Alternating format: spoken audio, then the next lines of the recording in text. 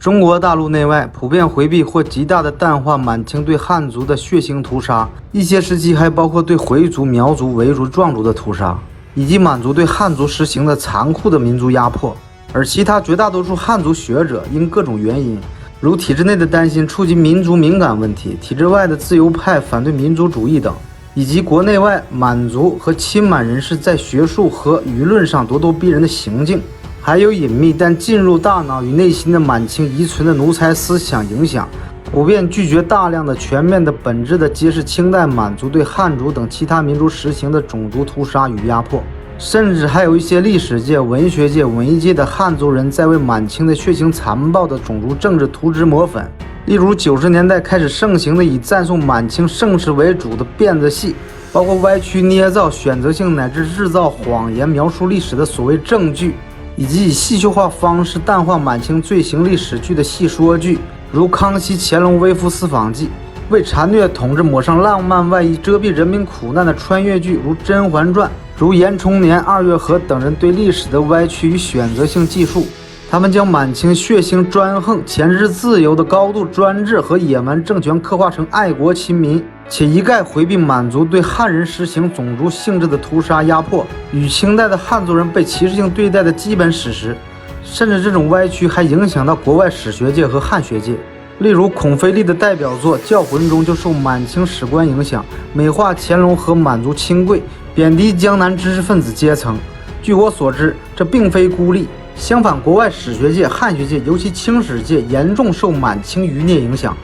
90年代以来，满清余孽的日益得势，也反映了满夷很善于利用汉民族虚弱之时兴风作浪。1989年底，正值白色恐怖肆虐之际，满夷却趁机建立所谓班金节，公然庆贺皇太极见证确立满族的历史事件，以此倡导满洲主义，歌颂满清尤其所谓康乾盛世的史学研究，书籍和影视剧大量出现。也正是发生在89年之后，中华的民主歌声戛然而止，中华民族陷入危机时，每当汉族沉沦、内部矛盾剧烈、处于黑暗中、前途迷惘时，满夷及汉奸就会趁机兴风作浪、耀武扬威。例如，同样在民国军阀混战、国共内战、日寇入侵等国难之时，满人和亲满汉奸都趁机逃脱了本应接受的历史审判与合理清算，还从中渔利。他们从来不老实，不甘心做中华民族的平等一员，而是千方百计趁汉之危，勾结狡诈恶佞的汉奸，施展淫威，逞凶为恶，占尽汉人的便宜。满清入关之后，其对官民不分清浊良贱，一概杀戮。扬州时嘉定3屠，江阴81日，即便是横扫欧亚的蒙古人，也在攻击襄阳、杭州等时没有大兴屠戮，对汉人的抵抗还有些许敬意。而满清以及他们的祖先金国时期的女真，则是对汉族极尽侮辱凌虐。从对宋代徽钦二帝和千百宗室女眷的凌辱，到扬州10日时，一朝长亭拜，浮尸变钢鸾，北去300格，格格好红颜。满人用屠杀任何敢于反抗的汉人和奸淫汉人女性，来从肉体和精神上摧垮汉人的抵抗意志，让汉人如奴隶般屈服。满清侵入中原和江南200余年，不仅大肆屠杀和奴役汉人男性，奸淫和占有汉族女性，还将数百万满人全部变成剥削和实力者。满人常年仅为汉人的1%左右，但却占据了国家中枢和地方大员中的半数以上，而且在核心决策职位如军机处和关键职务如重要督抚、将军钦差等职务上占绝对优势，且比同级汉臣有权力优先。而八旗军队从军官到士兵的俸禄和供给同样远高于汉军为主的露营。而这些满人官员与军人的家属同样依靠对汉族的剥削压迫，过着骄奢淫逸的生活。满人中的男性更是普遍用各种手段占有汉人女子，这都不包括战时的强掠，只论和平时期。包括二月河这样为满清洗地的作家都承认满洲旗人在四处风流，乃至始乱终弃并留下子女，而这当然同样是建立在满族对汉族的民族压迫之上的。没有满清暴力机器对汉人女性和他们亲属带来的恐惧，以及八旗子弟金钱的利诱，他们怎么可能得逞？而即便最为低微的没有权势的旗人，也可以不当差不纳粮，领着各旗的禄米和钱款，过着悠哉悠哉的日子。而这些钱粮都是从汉族老百姓那里征收和掳掠的。虽然在雍正时期曾推行过让旗人自食其力的政策，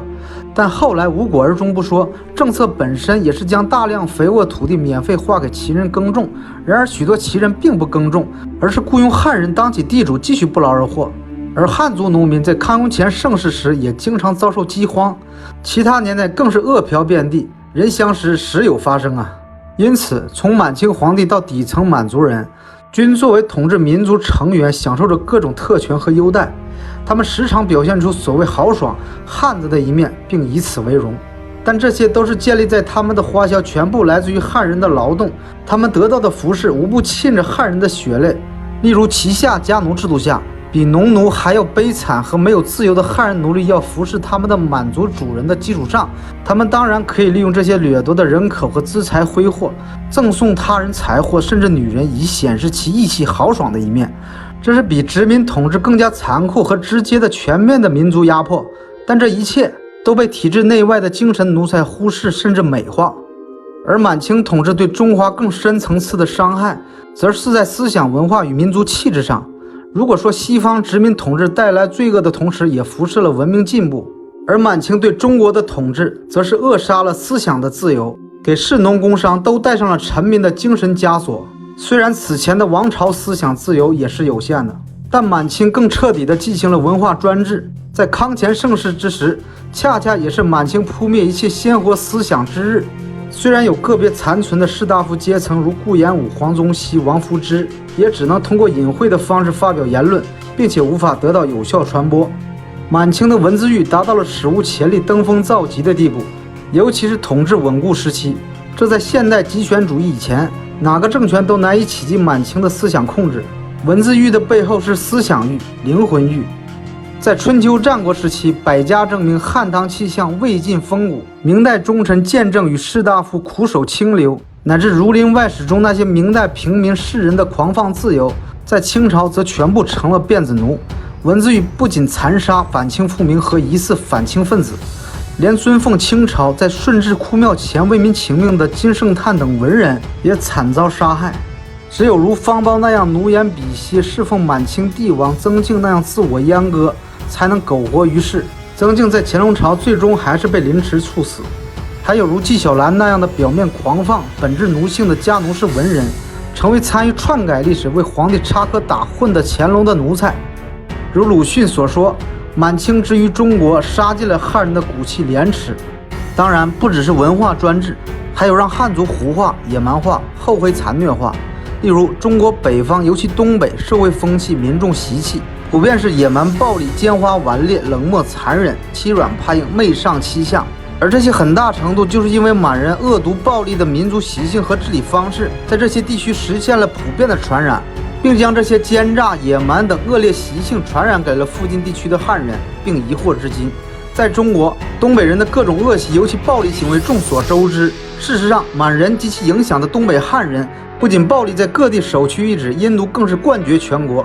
满清作为一个异族政权，为了控制有其100倍人口的汉人，采用了软硬兼施的手段。一方面，满清以暴力途径有反抗骨气的汉人，尤其摧毁有独立思想、民族精神的士大夫，让汉人丧失了启蒙者、先驱者、领导者，将反抗扼杀在萌芽中，并精巧地使用类似于商鞅的弱民之术和剿抚并用的毒辣手段，使得汉人平民分散而难以团结。汉人从此一盘散沙，任其欺凌和愚化。另一方面，如鲁迅所言，他们满清皇帝是深通汉文的异族的君主，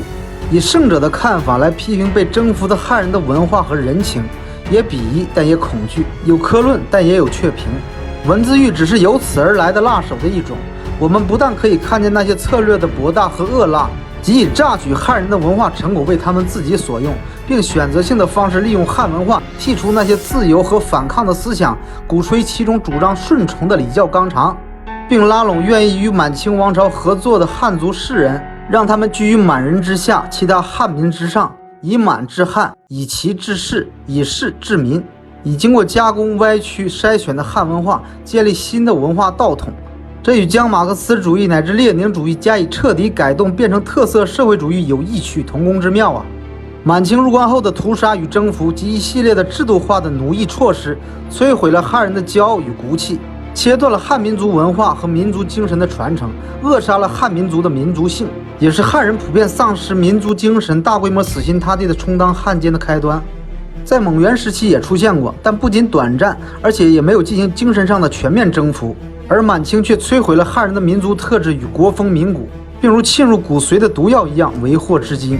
同样，满清对于历史的篡改、文献的破坏也是惊人的。同样引用鲁迅先生的话，现在不说别的，但看雍正、乾隆两朝对于中国人著作的手段，就足够令人震惊。全毁、撤毁、删去之类且不说，最阴险的是篡改了古书的内容。乾隆朝的串修四库全书是许多人颂为一代盛世的，但他们不但搞乱了古书的格式，还篡改了古人的文章，其政权湮灭和篡改汉人的书籍书目，毁掉任何批判满族入侵、屠杀和实行种族统治的著作。因此，像扬州十日等屠杀才没有非常正规的当时史书流传，而这反而成了今日满清余孽否认历史罪行的借口。他们只说没有正史记载，但其实是有正史性质的册记的。例如外国人的见闻《鞑靼战记》，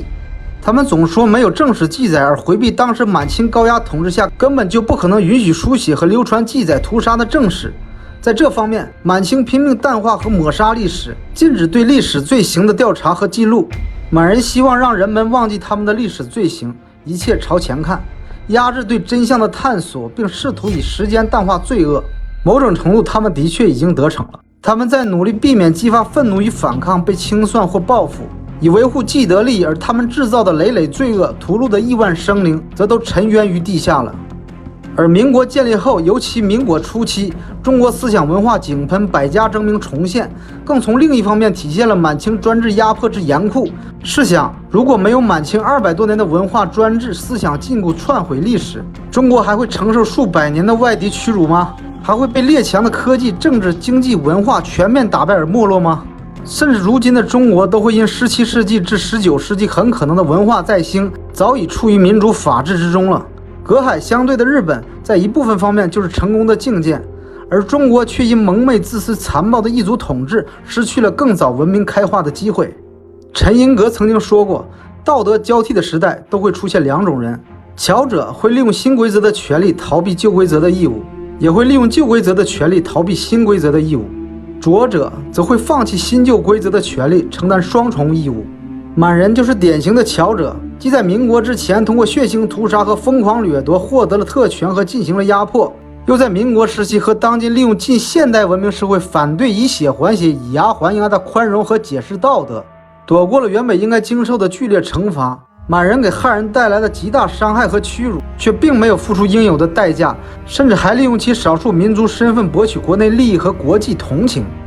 满清的奴才文化不仅在其统治华夏的200多年灌入汉人人心，还疑惑至今。即便在激烈批判满清的民国，满清遗老遗少还通过篡改历史，编撰了美化满清专制、淡化历史罪行的清史稿，为祸甚大。而建国后，更是连同盟会和国民党当年主张的反满思想都进行否定和批判。在文革时代，无论知识分子、进步学生、前国民政府人士、党内反对派都遭遇血腥杀戮，对维、藏、蒙各族也肆意镇压。但对于与汉族有土祖之仇、夺女之恨的女真和满清，包括当时还活着的满清原当权派和贵族，却惊讶的宽大。从末代皇帝溥仪到载涛等遗老遗少，都在政治动乱中得以保全。文革中的明陵、岳飞墓、袁崇焕墓以及徐锡麟、秋瑾、章太炎等反满抗清志士的墓葬都遭受严重破坏，万历皇帝遗骨被拉出示众，而清朝皇室的陵墓却均未被破坏，甚至建国前参与盗挖清陵的人还被政府处决。具体说来，满清余孽视汉族及其他弱势民族民众生命为草芥，崇拜暴力与强权，统治专横而野蛮，手段残忍而暴力，脾性尖角而凶狠，为维护统治和社会稳定不惜一切残酷手段，对最有骨气和能力的反抗者毫不犹豫地剥夺生命和肉体摧毁，建立系统化、制度化且软硬兼施的以奴化国民为首要特征的社会管制体系，制造不平等和划分尊卑等级。例如满清的满汉之分、八旗体制、包衣奴才和旗下家奴，与当下的户籍制度、城乡2元体制、官民在教育、医疗、养老、住房等领域悬殊的福利待遇差别，形成庞大的剥削与实力者。摧毁人性尊严和建立臣民和等级社会，以经济发展掩盖戕害人权，对民众分化瓦解和分而治之。核心统治阶层总体斗而不裂，且关键时刻一致对外，纵容贪腐和压榨，以拉拢官绅阶层巩固统治，禁锢思想，扼杀自由，全面篡改历史，扭曲真相，严密控制舆论和封锁负面信息，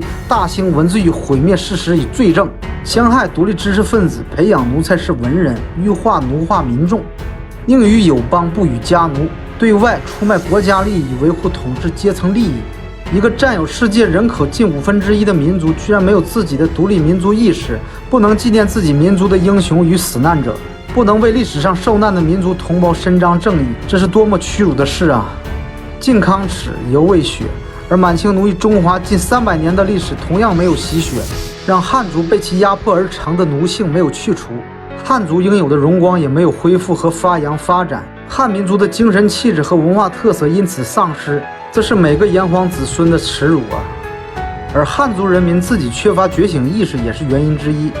除了清末民初的汉族觉醒，汉族再无重新凝聚复兴的念想与信心。而满清统治后期，正是民族主义在世界勃兴之时，但中国的汉族却被压抑，错过了提高汉民族凝聚力、团结一心、开拓进取的时机。导致汉民族没有像世界许多民族那样争取民族尊严和自由解放，而是继续一盘散沙，民族认同感低下，甚至出现大批的汉奸逆向民族主义者。无论是抗战时期还是今日，汉族中的民族败类就层出不穷，比例远高于任何其他民族。例如抗战中，中国伪军不仅数量世界第一，占被侵略国家人口的比例也是最高的。而且还是在汉族遭受日军大规模的屠杀、奸淫、抢掠、摧毁，二战中平民受害最深的情况下，这可见汉人的软骨与凝聚力之低下，离心倾向之严重啊！台湾的一个叫富察言鹤的很知名的满族书籍出版商，创立了一个叫八旗文化的出版社，经常性出版歪曲历史、美化满清等游牧民族对汉族的入侵、屠杀的书籍，而这些书籍还成为蔡英文上任后阅读的书单中的一部分。蔡英文在 Instagram 上张贴的他1年中要看的一个书单，20部书中的7、8部都是八旗文化出版的，可见其之毒害深重、为祸之广之烈啊！八旗文化出版社显然是满族人出资出人创建的，背后有满人提供各种支持的，目的就是为了歪曲历史、分裂国家、解构汉族和中华民族，宣扬满人在内的各蛮族至上主义。而富察言鹤本人也经常在 Facebook 等平台发表种族主义和蔑视汉人、为女真、满清及匈奴、蒙古人洗地的言论。例如，他将默读骚扰吕后的行为称为文化差异，还将饱受屈辱的宋徽宗的后代称为满族人，为吉人奸淫宋王朝嫔妃无耻辩护，还污名化称汉人为尼堪，相当于日本将中国称为支那，字里行间透露着以其民族历史的残暴为荣。还有一些满族分子在海外到处挥舞满清和伪满洲国的旗帜，还宣扬种族主义，粉饰满清屠杀，颠倒黑白。许多其他政治反对派，例如一个叫古义的在美国乔治亚大学留学的满族学生，就经常在包括推特在内的各平台疯狂攻击汉族，发表露骨无耻的种族主义言论。凡此种种不胜枚举，他们都是恶意攻击汉族，发表种族主义言论，这还是他们在 Facebook、推特等公开帖上能看到的。而私下和非公开场合又有过多少如此种族主义和颠倒黑白、污蔑汉族受难者的言论，可想而知啊！但这样的毒瘤却得到许多中国大陆自由派和港台知识分子的支持和亲近，还有如蔡英文这样的政要、地区领导人欣赏和阅读其出版的书籍，这是极为可怕的事情啊！我们一定要改变这样的状况，我们应该勇敢地站出来，捍卫汉族遭遇的历史真相，为汉民族的复兴、各民族的平等与正义呼喊。在学术和舆论阵地上击败那些无耻的否定罪恶、丑化汉人的满夷恶棍，让汉族得到理所应当拥有的话语权。汉人被女真、满清、蒙元奴役了共计数百年，汉民族必须洗涤历史尘污，还原事实真相，洗雪民族耻辱，告慰祖宗灵魂，再造崭新中华。